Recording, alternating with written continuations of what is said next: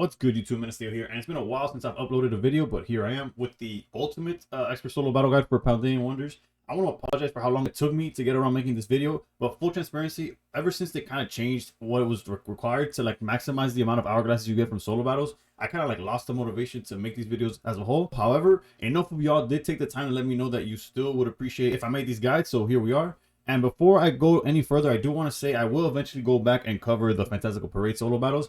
But at the time of this recording, we are less than 24 hours away from the new set Mega Shine. So instead of making an individual video for each of these solo battles, I'm just going to make one guide on all 5. As you can see, I've completed all of these tasks, 5 out of 5 for all 5 of these. And for each of these, the challenges they have in common are win without an EX, win with 12 Paldean Wonder cards, and win without giving a point.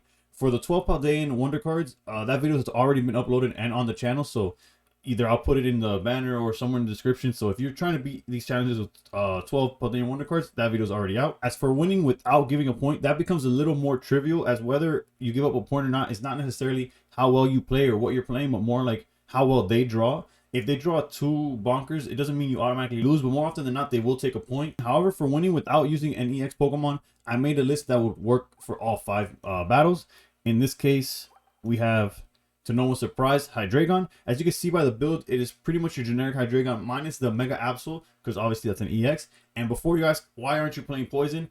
In an attempt to create a list that would work for all 5 battles, I did have to take away the Poison or any type of like burn or anything like that, because Meowscarada, the Meowscarada deck, the first one you have to go against, does play Ogerpon. Thus, anytime they have energy, Poison no longer chips away at them, so Rocky Helmet is the better alternative. This list in front of you is fast, strong, and resilient. Now, when it comes to the individual type challenges, the ones that we see here where win this battle with a specific type, for Meowscarada, we have Darkness. For Skeledirge, we have to beat it with a Grass deck. Chien-Pao requires, if I'm not mistaken, a Fire deck. And then for Bellibolt and Gholdengo, you need a Water deck. For those, we will be using the same list.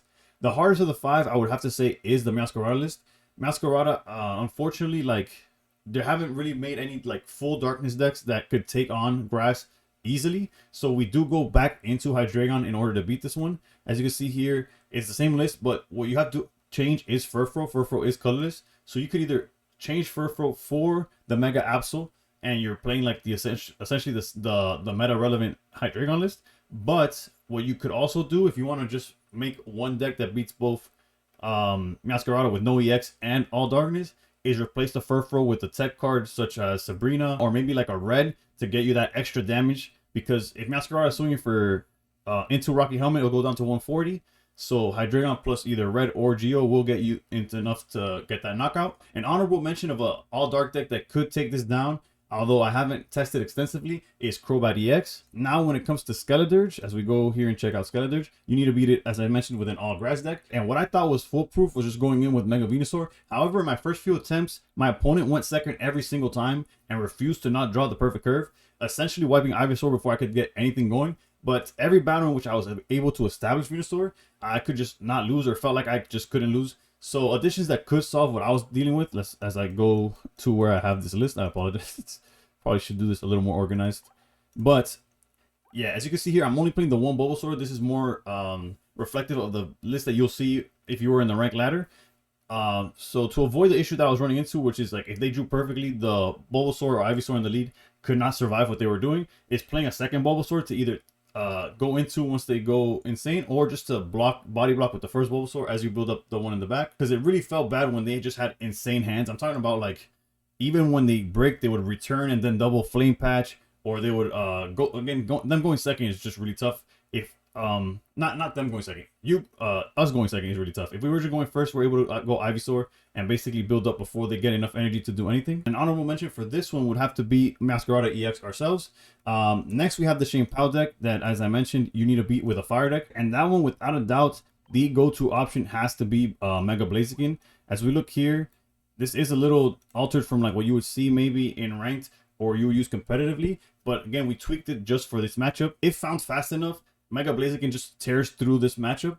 But we also play cards like Guzma and Double Rocky Helmet to make sure or be as consistent as possible at keeping all of their Pokemon in range, because with cards like Cape and the Plains, they do tend to have HP a little too high, but with Rocky Helmet and Guzma, we're able to hold them down to within 140, which allows Blaziken to swing, and then the burn gets rid of them.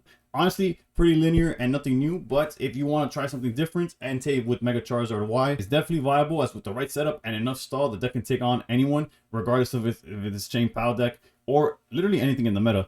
And then last but not least, we have both Gholdengo and Bellibolt, as they both require to be beaten with a water deck. And fortunately for us, Suicune Baxcalibur is able to do that on its own, like without any changes. This list that I have here was able to take both of them down. You have just so much consistency with Suicune. When it comes to Bellibolt, the Baxcalibur and Chien-Pao side of things does not get one shot by Bellibolt. It's not weak to Bellibolt. And when it comes to Gholdengo, Suicune lead tends to tank enough as you build up your board. Realistically, if you're able to set up Baxcaliburs into Chien-Pao, you're essentially going to try to snipe the Bellibolts or the Gholdengos before they become a problem, making the rest of the deck pretty null, like irrelevant. It goes without saying, though, that if you just want to play Suicune Greninja, it also works for both battles. Yes, Bellibolt could be a little annoying, but once you're like getting damage all over the board with the snipers in Greninja or going into Granny X, you're pretty much having a field day with regardless of which Suicune build you go with. They're both capable of taking down both of these matchups. I was just a fan of how Sabrina, Cyrus, and Chien-Pao are able to give you so much control in taking down the problem cards without having to worry about how they start or what they got going on. You just skip to the end of the line, get rid of the problems, and it's an easy win from there. So overall, I ultimately just want to say thank y'all for watching.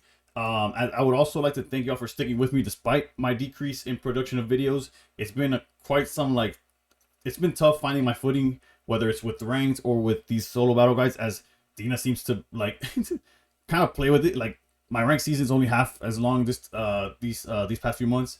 The ranked battle, I mean the solo battles, kind of like lost their I don't know, my drive to do them.